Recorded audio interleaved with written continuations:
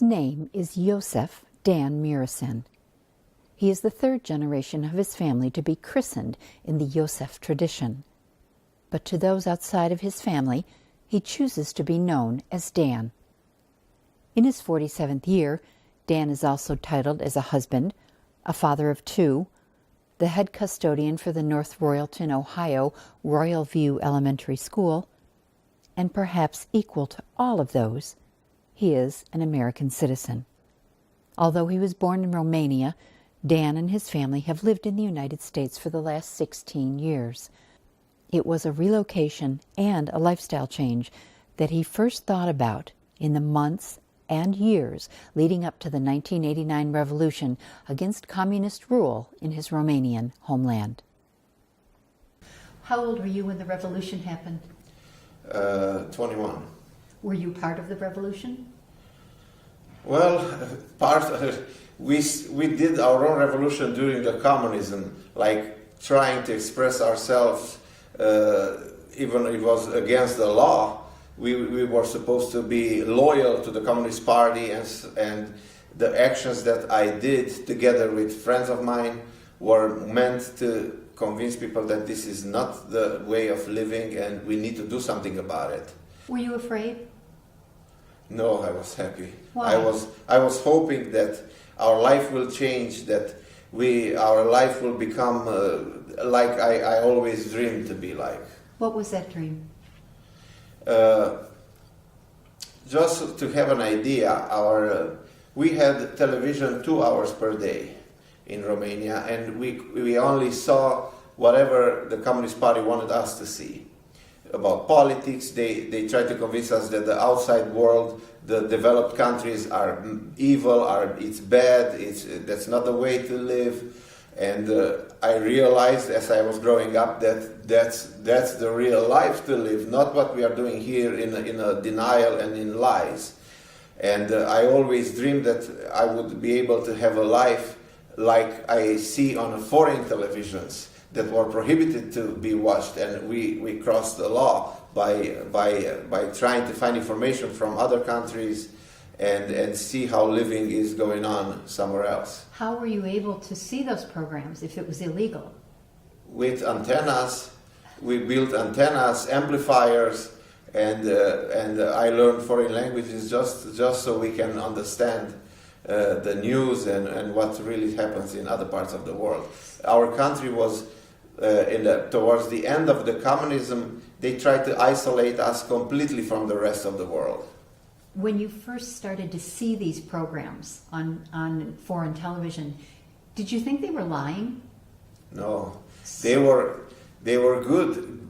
I was able to see good stuff. I was able to see American movies, American lifestyle, freedom of speech, peace, and people were not afraid that something happens if they talk bad about the president or about. It would be something for us unimaginable to talk bad about the president. They would shoot you, they would kill you if you did something like that. Yes. In recalling details of Romanian life leading up to the 1989 revolution, Dan talks about the difference in the mindset between those of his generation and those of his parents, whose entire lives were dominated by communist rule. That's how, when the communists started, and it started very violently, they were again placed by the wall. If they wanna become communists, good. If not, they will get shot. So they had no choice, and they spent their whole life under communism. They couldn't do nothing. Our generation was that made the revolution. The generation of youth who had the power of looking into information and seeing and not putting up anymore with the government. That takes courage. Oh yeah. How do you define courage? Oh, this courage can be expressed in many different ways. When you have a dream and you want that dream to come true, no matter if you're going through bullets or through no matter what, borders, to run away from there, or nobody can stop you. Once the revolution finished, did the dream come true? Did your country become the land you hoped? No, The new government had a different name, not communist party, but it was still old communist members that had ties, and some of them were considered to be ex-communists, and so it wasn't going in a right direction. So how long did it take you to realize that? 10 years. So now you're in your 30s. Yes. And life isn't better. No. Are you married? Yes. I was married in the year when the revolution happened, at the age of 21. And did you think that it was going to be a brand new start and a great way to start your family, your life? Oh yeah. I was really hoping that my kids will not have to live a life like I did, under pressure all the time and limited and not being able to speak, not being able to do whatever you want.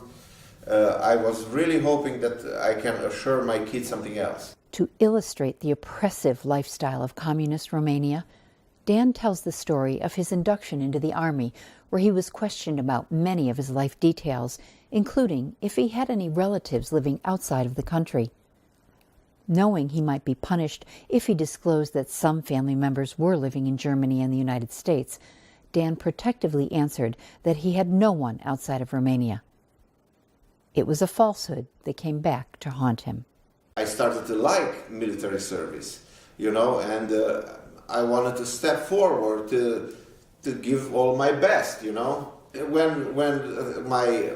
was supposed to step up, I was told that end of story, I have to go to another place. And when I found out unofficially, because they wouldn't tell us where, I pulled some strings and I found out that they were going to send me in a concentration camp, along with other boys who were found with the same problem.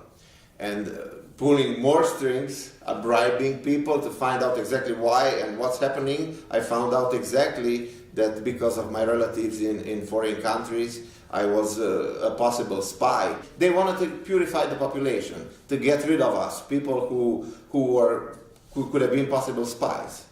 Purify the population. Yes. That's a wicked way to say it. This is how it was.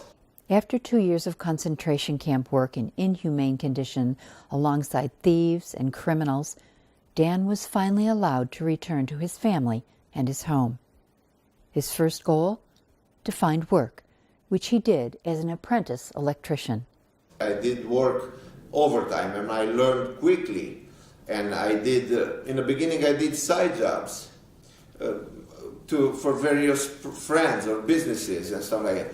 In the end, I had my own company of electricians. I was struggling very, very hard, working 2 jobs, and I was barely able to keep up my family. Everything started to go very expensive with the changing of the regime, and with the factory started to close. The whole economy was turning upside down. Nothing was for sure anymore. I was afraid my son would grow up, what was going to happen to him.